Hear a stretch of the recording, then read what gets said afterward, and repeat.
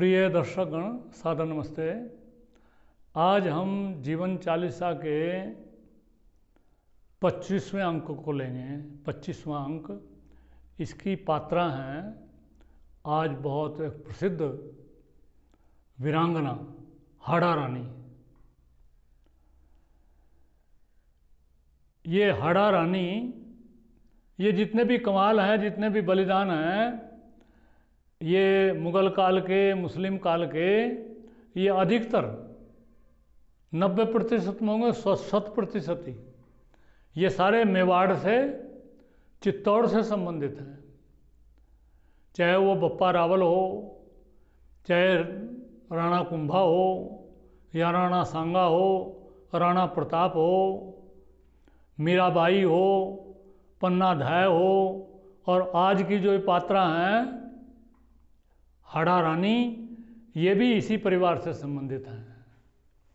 जब इस देश पर मुग़ल राजा औरंगजेब राज करता था तो 1652 से लेकर के 1680 तक, औरंगजेब लगभग 1657 में बादशाह बना, उससे 5 साल पहले से ही मेवाड़ पर राणा राज सिंह का राज था।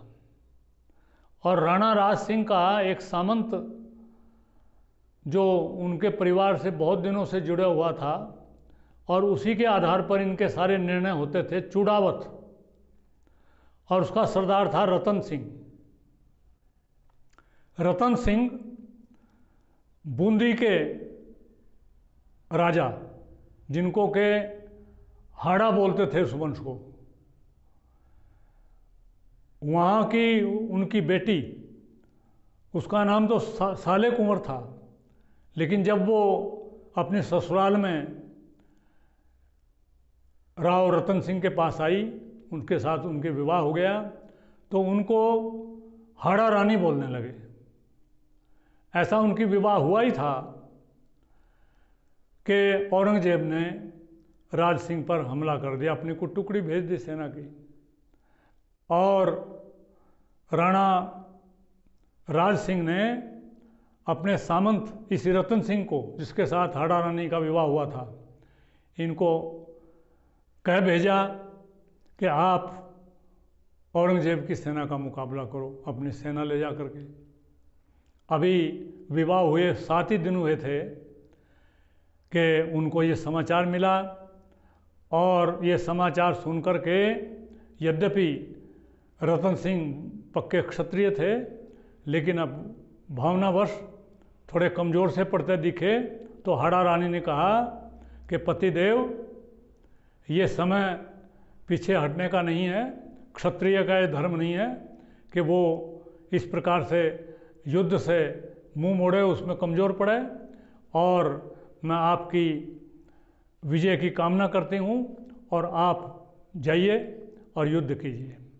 तो युद्ध पर वो चले जाते हैं, और जाकर के उनको फिर भी हाड़ा रानी की, अपनी पत्नी की याद आती रहती है, और वो एक संदेशवाहक भेजते हैं कि हाड़ा रानी से मिल के आओ, उनकी राजी खुशी पूछ के आओ, और उनको मेरे बारे में बता के आओ। फिर दूसरे को भेजते हैं, फिर तीसरे को जब भेजते हैं तो उसको कहते हैं कि हाड़ा रानी से, मेरी पत्नी से कोई ऐसी चीज़ लेके आओ कि जिससे कि मैं उनको देख करके उस वस्तु को, और मुझे उनकी याद ताज़ा हो जाए, और मुझे जो उनका विछोह और जो उनसे अलग होने का जो ये कष्ट मुझे हो रहा है, इसमें कुछ राहत हो। तो हाड़ा रानी ने सोचा कि तेरा जो पति है वो क्षत्रिय जो धर्म है उससे च्युत हो रहा है, उसमें कमज़ोर पड़ रहा है।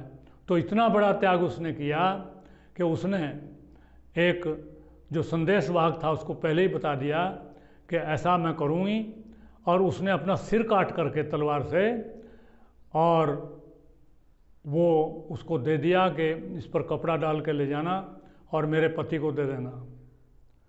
जब वो उसको, राव रतन सिंह को इस प्रकार से सिर कटा हुआ अपनी पत्नी का मिलता है यादगार में, कुछ उनसे मंगाया था कोई अच्छी चीज़ भेजेगी, लेकिन उसने देखा, उसने तो सब कुछ त्याग कर दिया तेरे कर्तव्य के लिए। तो उसके अंदर एक बहुत बड़ी कष्ट तो उसको हुआ लेकिन उसके अंदर एक बहुत बड़ा प्रेरणा भी उसको मिली, अगर तुम्हें अपने कर्तव्य पथ पर आरूढ़ हो जाना चाहिए। और वो इतनी बहादुर से लड़ा कि औरंगजेब की सेना को उसने धूल चटा दी। और इस प्रकार से बहुत बड़ी जो विजय ये मेवाड़ राज्य को राव रतन सिंह के माध्यम से मिली, उसके पीछे हाड़ा रानी का त्याग है। हाड़ा रानी ने अपने देश की, अपनी संस्कृति की रक्षा के लिए जो इतना बड़ा त्याग किया है वो अप्रतिम है, अनुकरणीय है। और इतने बड़े जो त्याग ये हुए हैं, इन्हीं के कारण से आज ये अपनी हिंदू संस्कृति, वैदिक संस्कृति जिंदा है। इतना ही हाड़ा रानी के संबंध में बताना पर्याप्त है। इति ओम शम नमस्ते जी।